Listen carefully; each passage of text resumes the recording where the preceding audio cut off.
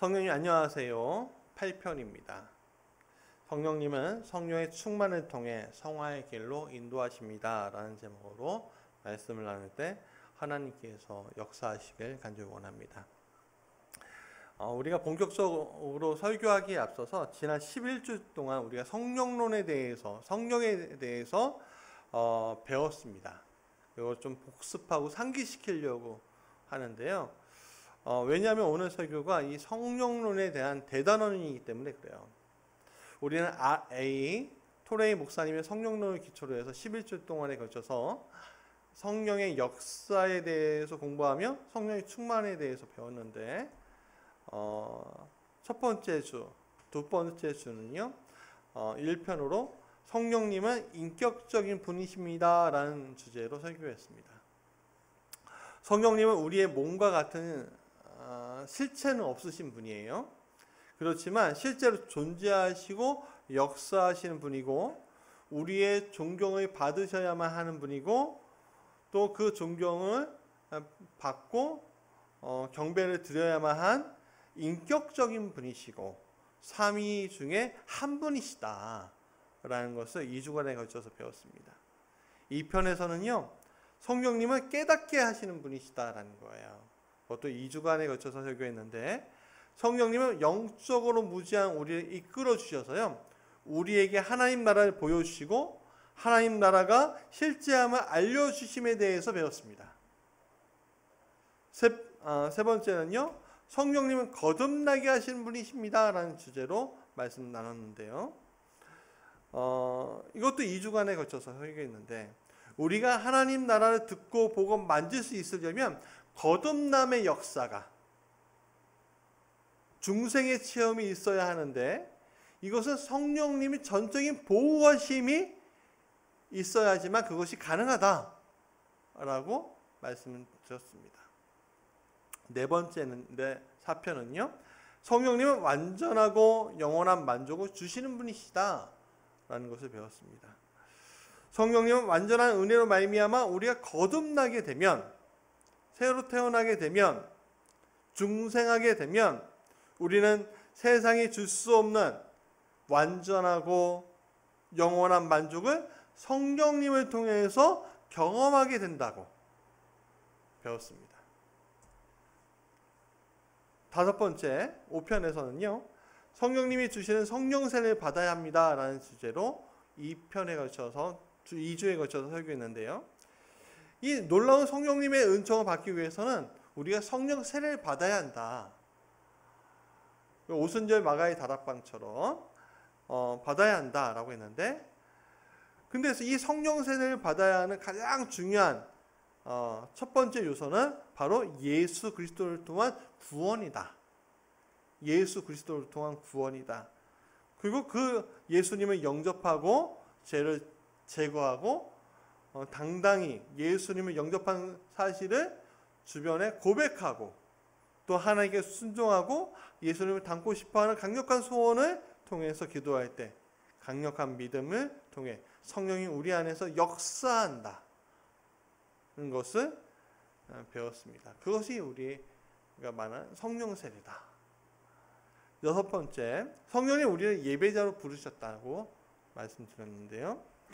우리가 성령 세례를 받은 가장 첫 번째 이유는 우리가 세상의 어떤 도덕적인 승리를 얻게 하기 위한 것이 아니라 전능하시고 유일하신 하나님을 예배하는 데 있다고 설명하였습니다.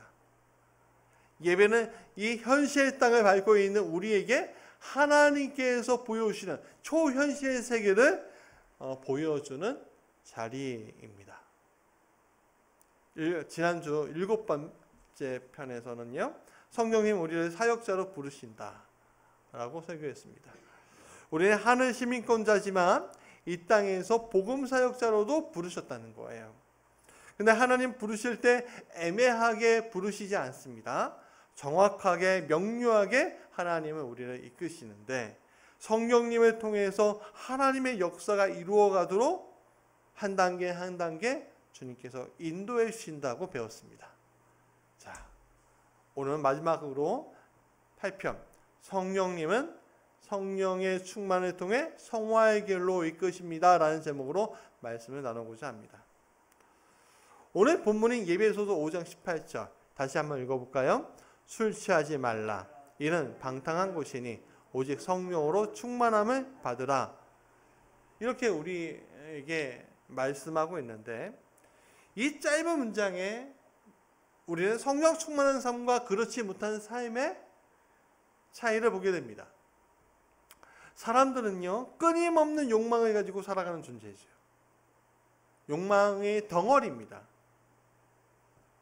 무언가 채워야 하고 만족시키지 않으면 불만과 불안으로 인생을 살아가는 존재인 거예요. 창세 때 하나님은 인간이 성령으로 인해 늘 충만하게 살도록 인도하셨지만, 죄가 인간에게 들어오면서 인간은 늘 결핍된 만족을 위해 무엇인가 가져야만 한 상태로 변화버렸습니다. 오늘 본문에서 술 취함은 세상의 취함으로도 설명할 수 있습니다. 세상에 취하는 거예요. 그러니까 성령 충만이 아니라 세상 충만이죠. 여러분, 술을 먹어본 적 있으세요? 한 번도 없다고 얘기하실 수 있어요? 몰라요? 아무것도 몰라요. 사람이 술을 먹으면요, 어떻게 됩니까? 술 기운이 사람의 핏줄을 통해서 곳곳에 퍼지게 돼요. 그리고 신경에 퍼지고 이성을 마비시키죠. 그리고 흥분하게 만들어요. 그래서 술 기운이 충만하면요, 행복한 것도 불행한 것도 모두 소유하지 못하고 다 내보내요. 왜? 술 기운 충만하니까. 여러분, 세상에 취한 이들의 모습이 그렇습니다. 욕망에 취해서 자신이 행동하고 있는 모습에 대해서 제대로 파악하지 못한 채 살아가고 있어요. 우리는 나쁘끄럽다는 단어를 알죠. 쟤는 나쁘끄러운 거, 이거 민낯이라고 하잖아요. 나쁘끄러움도 없나 봐 라고 이야기하는 대부분의 사람들이 그렇습니다. 때로는 가면을 쓰면서 그 나쁘끄러움을 가리는 경우가 있지만 세상 충만한 사람들은 언젠가 드러나게 되어 있습니다. 욕망의 화신으로 세상에 자신의 나쁘끄러움을 내보내기도 합니다. 또 세상은 이러한 욕망을 드러내는 모습이 오히려 솔직하네 라고 칭찬까지 합니다. 말에 뭐 하겠어요. 오늘 우리 한국 사회가 이러한 욕망에 취한 모습을 자주 보게 됩니다. 특히 돈에 휘둘리는 경향을 보게 되는데, 제가 사는 지역에 행복주택 부지가 있습니다. 근데 이번에 건설한다는 거예요. 근데 바로 옆에 있는 아파트 단지에서 자신의 본심을 숨긴 채 주민 의견 무시하는 LH는 물러가라! 이렇게 노란색 현수막에 검정 글씨로 아주 진하게, 빨간 글씨였나요? 진하게 써서 내거는 것을 보았습니다. 본심은 뭐예요? 집값 떨어진다는 거죠. 참 그 현수막을 보면서 저는 되게 나쁘끄러웠어요. 참 이상해 보였어요. 왜냐하면 사는 곳이 사람의 모습을 드러내는 것이 아니에요. 그렇지 않습니까? 사는 형태가 사람의 모습을 드러내는 것이 아니에요. 근데 세상에 취한 사람은 사는 형태가 모습을 드러낸다고 이야기하는 거예요.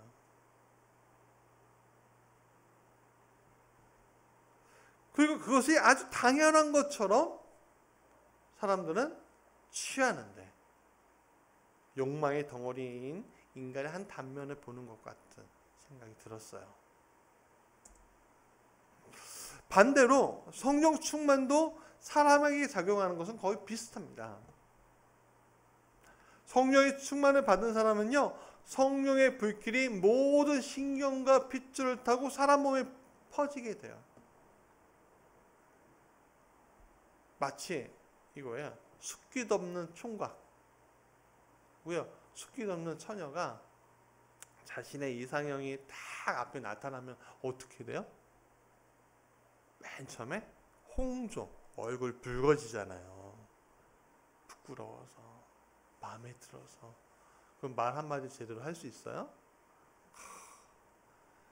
그러면 첫사랑에 빠져보니까요, 우리 아내가 첫사랑입니다. 저는 빠져보니까 말을 못 걸겠어요. 네. 마찬가지예요. 오늘 성령의 충만함을 받으면 육으로 세상을 보던 것을 영으로 세상을 바라볼 수 있도록 놀라운 능력이 우리 안에 퍼지는 거예요. 그러면 오늘 우리가 소유하고 있는 잘못된 것들이 있잖아요. 그런 것들을 내보낼 수 있게 되는 거예요. 오히려 덮어버리죠. 성령의 충만을 받은 사람의 특징은요, 세상에 취한 사람과 달리 자신의 욕망대로 살아가지 않고 초월하신 초월적인 존재이신 하나님의 바람대로 순종하며 살아갑니다. 스스로 자신을 하나님의 인도함에 맡기려고 해요. 그것이 순종인데, 이 순간을 우리는 초기 성화, Initial Sanctification이라고 불러요. 초기 성화. 그러니까 첫 성화가 아니에요. 성화의 단계에 우리가 들어선 거예요. 성화. 성화가 뭐예요? 거룩해 지는 걸 얘기하는 거죠. 감리교 창시자 웨슬리 목사님은요, 인간이 믿음으로 의롭게 되고 제사함을 받아 중생, 즉 새롭게 될 때부터 성화가 시작되는데 그것을 초기 성화라고 불렀어요. 그러니까 우리가 성령의 충만으로 하나님 만나는 그 순간이 바로 성화의 순간이라는 거예요. 그 단계에 들어선 거예요. 그러니까 우리가 끊임없이 내가 뭐 해서 성화를 이룬 것이 아니에요. 또 이루어 가야 할 것이기도 한데, 하지만 뭐라고 할까? 성화가 멀리 있는 존재가 아니라는 거예요.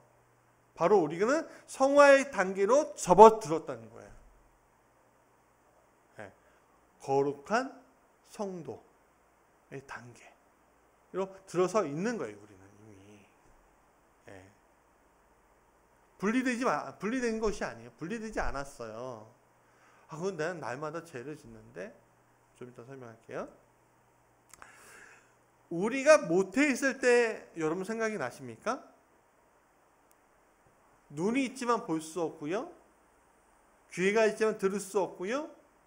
인간이면 가져야 할 모든 감각기관이 있어도 우리는 태아 상태이기 때문에 살아있으나 살아있지 않은 상태, 깨어있으나 아직은 깨어있지 않은 상태에 머무르게 돼요. 우리가 하나님을 만나기 전의 단계가 그렇다는 거죠. 그러나 어머니의 배에서 나와서 비로소 첫 숨을 쉴 때 모든 것은 변화가 돼버려요. 보게 되고요, 듣게 되고요, 모든 기관은 비로소 제 기능을 찾을 수 있게 된다는 거예요. 이러한 영적인 변화가 바로 중생의 체험, 새롭게 됨의 체험이고 잃어버린 자신을 찾는 순간인 거예요. 아직 영적으로 아기이지만 영적으로 성숙해 나가기 위해서 새로 태어난 상태, 그것이 바로 성화의 초기 단계, 초기 성화의 단계에 있다는 거예요. 그러니까 오늘 우리는 지금 그러면 우리가 지금 초기 성화의 상태인가요? 아니요. 두 번째, 이미 들었었으니까 사람은 아기로 태어나지만 영원히 아기로 있진 않죠. 사람은 성장의 과정을 거치게 됩니다. 그리고 성숙의 길로 가죠. 마찬가지로 성화의 첫 시작을 시작하는 것은 영적 아기이지만 영원히 영적 아기의 상태로 머무르지 않는다고요. 우리가 유치하게 하나님을 믿는 것에 대해서 우리 어린아이와 같은 믿음을 주님 원하시니까 나는 그 상태에 머물래 그렇게 얘기하는데 그것은요 자기 변명과 하나님 몰라서 얘기하는 거예요.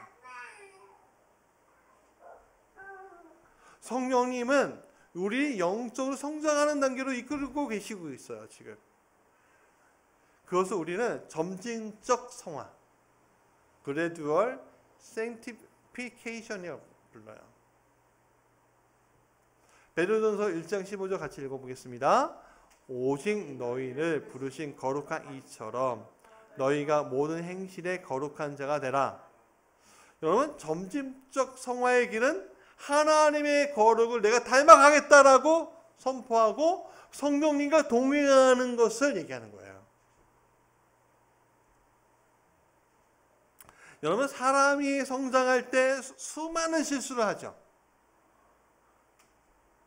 그러나 성인이 되면 한 인생이 살아갈 수 있는 모든 요소들을 배워요. 그래서 권리만 있는 것이 아니라 뭐도 있어요? 의무도 생기잖아요. 가장 대표적인 의무가 뭐예요?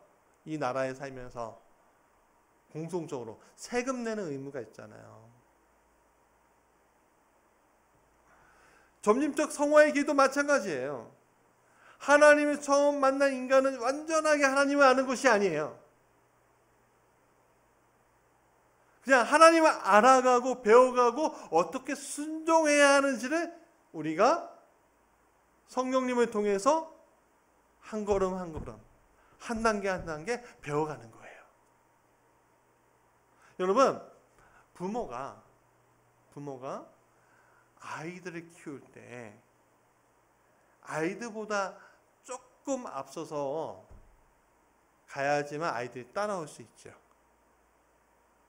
그러나 아이들이 아빠 힘들어, 아빠 잘 모르겠어, 엄마 잘 모르겠어 그러면 어떻게 해요? 가던 길을 멈추고 되돌아오지 않단 말이에요. 그게 성령과의 인도함을 받는 모습인 거예요. 우리가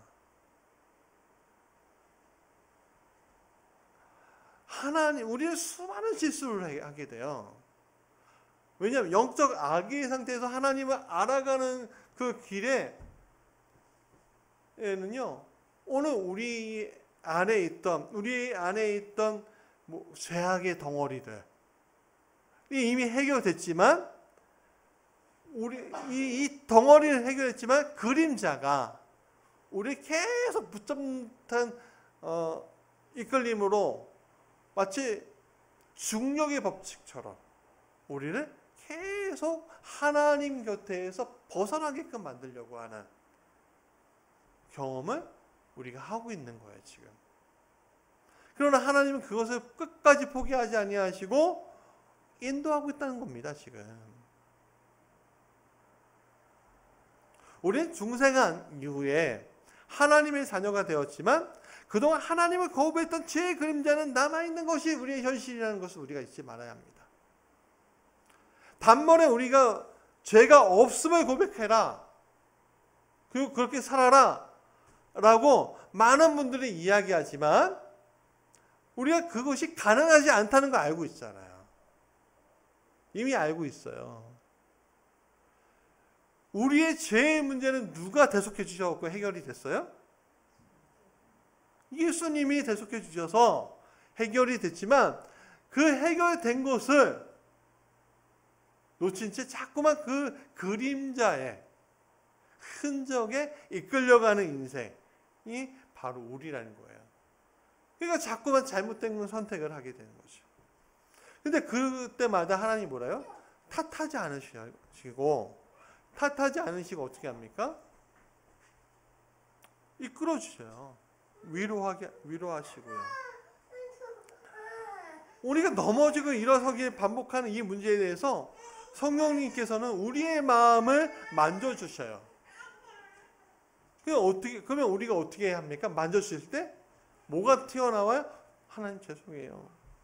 그게 뭐야? 회개잖아요. 회개. 그 회개하고 또 어떤 열매를 가져야 돼? 성령의 열매를 우리가 취하게 되는 거예요. 그러면서 지속적으로 그리스도의 공로, 피의 공로로 된 이 모든 동행의 순간들을 우리가 한 걸음 한 걸음 믿음으로 갈 수 있게끔 하신다는 거죠. 그게 점진적 성화인 거예요. 여기에는 우리의 책임도 있어요. 전적인 하나님의 은혜 안에 있지만 우리가 그 은혜를 어떻게 믿음으로 고백하고 그 믿음을 붙잡고 가야 하는 것이 여기에 있어요. 그러니까 여러분, 하나님 다 하시지. 하나님이 하실 거야. 좋아요. 하나님이 하셔요. 그러나 믿음의 고백이 있어야 한다는 거예요. 그리고 믿음의 행동이 있어야 한다는 거예요. 오늘 우리가 개인의 구원도 받았지만 이 사회를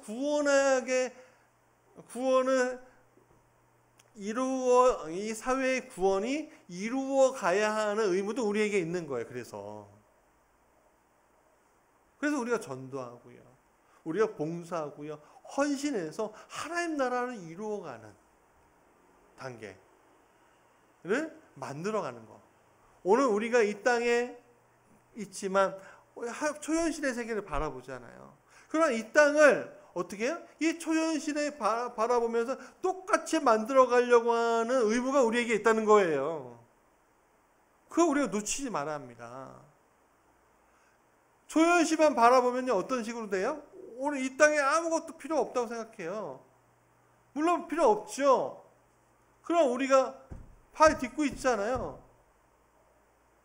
팔을 딛고 있다고요, 우리가. 그러면 이 발 딛고 있는 것을 다 버려야 돼요? 주님은 그거 원하지 않으셨어요. 예수님은 베드로를 사람을 낚는 어부로 만드셨지 수도승으로 만든 게 아니에요. 예수님은 사도 바울을 전도자로 만드셨지 회개하면서 참여하면서 살아라 그렇게 만드신 게 아니에요. 책임을 가지고 믿음 생활할 수 있도록 성령님께서 오늘 또 이끌어주시잖아요. 우리는 이러한 책임감을 하나님이 주신 자유의지를 가지고 수행하면서 성령의 도우심들을 이끌려갈 때 완전한 성화를 이끌어낼 수 있다. Entire Sanctification을 이끌어낼 수 있다는 거예요. 완전한 성화를. 여기에서 잘 생각해 보세요. 여러분, 성도가 점진적 성화의 과정을 거치게 되었을 때 한 지점부터요 놀랍게도 하나님께서 확 개입하는 순간이 와요.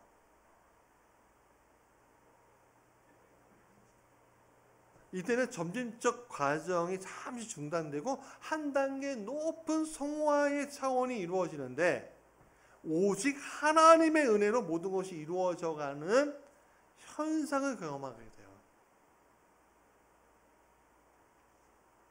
예를 들어 여러분 자동차를 운전하고 있다고 생각해 보세요.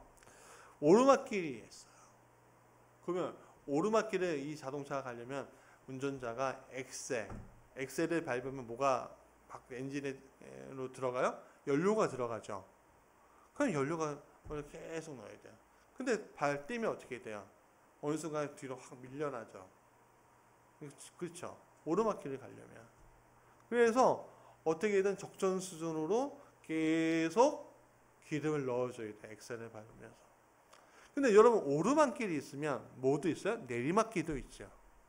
그러면 그 내리막길에 엑셀을 밟습니까? 잘 안 밟아요. 오히려 브레이크를 밟죠. 왜 그렇죠? 자기가 스스로 굴러 내려가니까. 예. 그거에 그 단계예요. 나는 아무것도 안 했는데 자기 스스로 굴러져 내려가는 거예요. 여러분, 모세 생각해 보세요. 모세의 믿음으로 말미암아 어떻게 10가지 재앙이 애굽에 떨어졌어요. 그리고 그것을 보고 이스라엘 사람들이 믿음이 생겼어요? 안 생겼어요? 하나님에 대한. 생겼죠. 하나님에 대한 믿음이 생겼어요. 그래서 따라간 거예요. 따라가다 보니까 두려운 일이 생겨요? 안 생겨요? 생기죠. 앞에 홍해가, 뒤에 이집트 군대가, 물론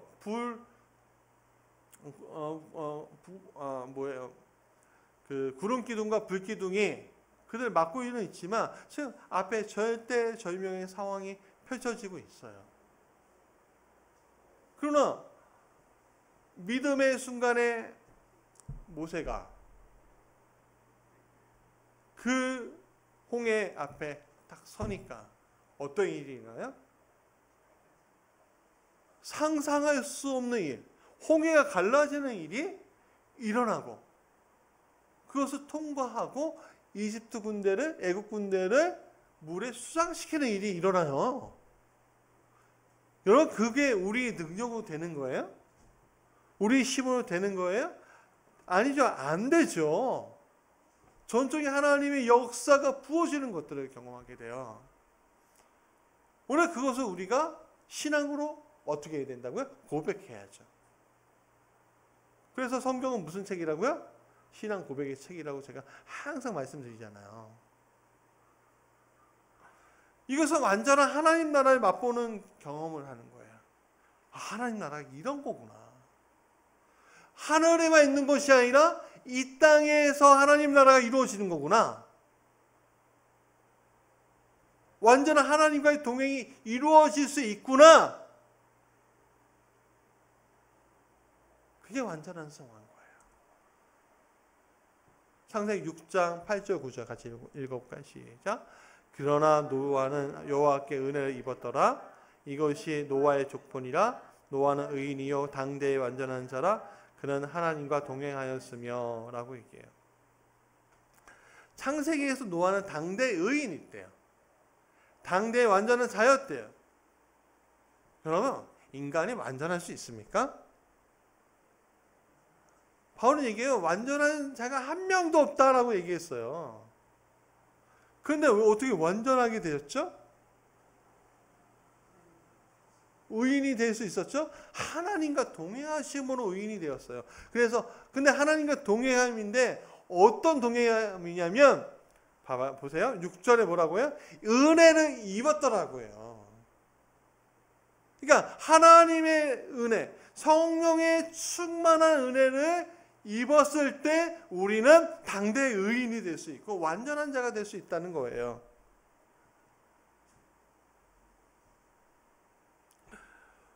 우리의 속박은 죄로 인해서 흔적들로 인해서 많은 제약과 약함과 무지와 유혹에서 계속적으로 흔들려요. 이것은 우리가 주님의 나라에 갈 때까지 지워지는 것이 아니에요. 그렇기 때문에 우리는 성령의 도움으로 계속적으로 성장하며 하나님 앞에 서는 그 순간 최종적으로 의인을 이루어가야 하는 거예요. 그걸 우리는 영화라고 해요. 영화. 영화의 단계. 그 영화의 단계는 주님이 재림하시고 우리가 부활할 때 이것을 완전히 이룰 수 있어요. 영원한 거룩의 단계를 이룰 수 있다는 거예요.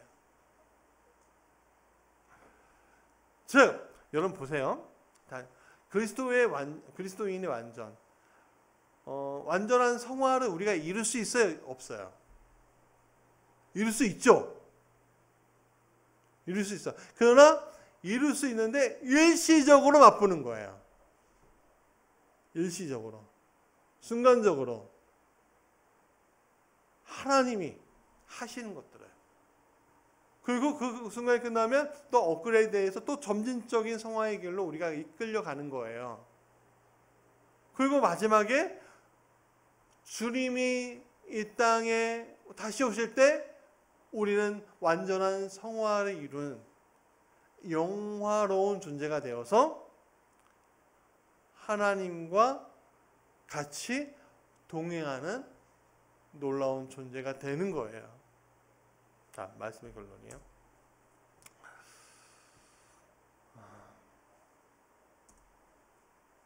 골로새 1장 28절 같이 읽어볼까요? 시작. 우리가 그를 전파하여 각 사람을 권하고 모든 지혜로 각 사람을 가르치면 각 사람을 그리스도 안에서 완전한 자로 세우려 함이니. 그리스도 안에서 어떤 자로 세워야 된다고요? 완전한 자로 세운다. 여러분, 오늘 말씀 나누고 기도하고 교육하고 하는 것들이 불완전한 자로 세우기 위해서 하는 것이 아니에요. 완전한 자로 세우기 위한 것이에요. 근데 그 완전한 자는 뭐예요? 완전한 성화를 이룬다는 건데, 그거는 뭐예요? 오직 성령의 도우심으로 말미암아 하나님과 동행함으로 그것을 이룰 수 있는 거예요. 근데 거기에 우리가 무엇이 필요해요? 믿는 거.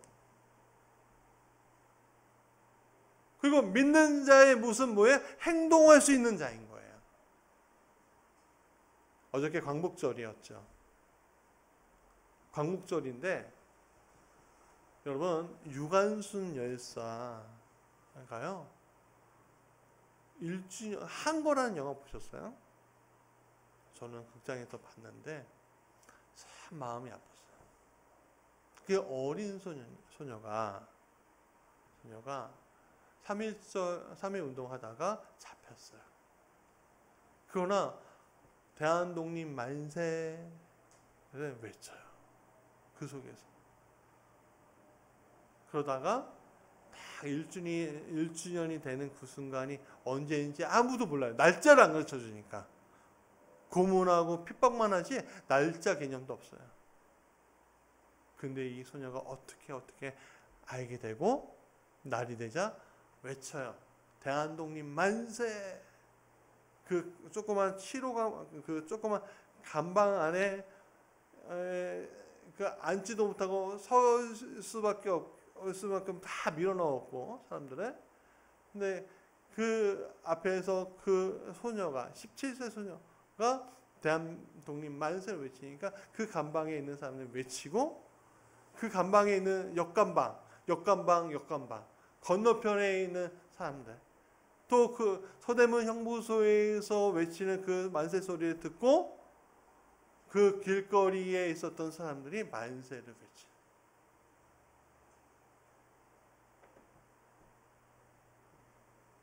왜? 그러나 대한독립 만세가 그 소녀가 살아있을 때 나타나시나요? 아니죠. 근데 그 소녀가 죽고 나서 30년이 지난다. 26년이 지난 다음에 독립이 이루어집니까? 안 이루어지지 않습니까? 이루어지죠. 그리고 그 유관순 열사는 처참하게 고문으로 죽었지만 다시 부활해서 우리의 입술 가운데 나타나게 돼요. 그게 부활인 거예요. 오늘 거룩하신 하나님 안에 우리가 완전히 들어가는 날이 되어야 할 줄 믿습니다.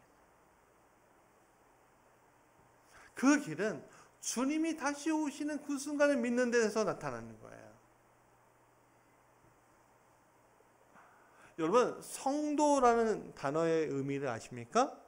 성도, 거룩할 성, 물이 도자예요. 거룩한 물이에요. 거룩한 물이 뭐예요? 교회예요, 그게.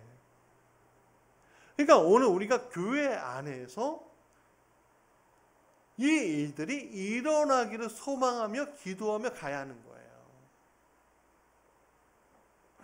누가 오실 때까지? 주님이 오실 때까지. 무슨 길로? 성화의 길로 점진적으로 가면서 정말 그 믿음의 그 끝자락에서 부어지는 또 완전한 성화를 맛보면서 우리가 점진적으로 가는 거예요. 근데 그 성화의 길을 갈 때 우리가 어떻게 됩니까? 어떻게 살아야 돼요? 빛으로 살아야 하지만 빛이 되려고 막 노력하면서 살아갑니까? 아니죠. 우리는 스스로 빛을 낼 수 있는 존재가 아니에요. 우리는 달 같은 존재예요. 우리를 빛으로 만드시는 것은 오직 하나님밖에 없어요. 그럼 우리가 하나님의 빛을 받으려면 어떻게 해야 돼요? 항상 그 자리에서 있어야 되는 거예요. 그 자리에서 예배하고. 그리고 이 세상 가운데 무슨 존재? 소금의 역할. 소금의 존재가 되어야 한다는 거예요. 여러분, 오늘 이 땅에 빛이 없어서 어려운 것이 아닙니다. 너도 나도 내가 빛이라고 얘기하잖아요. 그런데 주님이 지금 빛을 원하시는 게 아니에요. 소금을 원하시죠. 소금이 소금되지 않으니까 오늘 거짓된 무리들이 광명의 천사의 옷을 입고 설치고 다녀도 아무 말도 못하는 거예요. 지금 답답해 죽겠어요. 좀 힘이 있으면 좋겠는데 뭐 하나님 하시겠죠. 그렇게 끌려다니까 지금 모든 한국교회 선교의 문이 닫혀버렸잖아요. 여러분, 오늘 성화라는 것은 멀리서 무엇을 하는 것이 아니에요. 오늘 우리가 있는 이 자리에서 할 수 있는 것이 있어요. 뭡니까? 우리가 할 수 있는 것부터 하면 되는 거예요. 뭐예요? 바로 예배예요. 우리가 예배를 포기하지 말아야죠.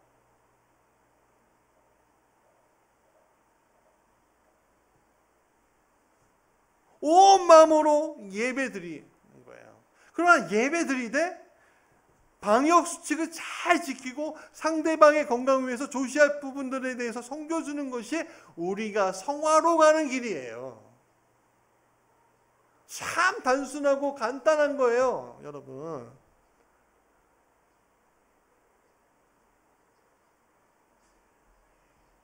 뭔가 특별한 것을 가지고서 성화를 이루는 것이 아니에요.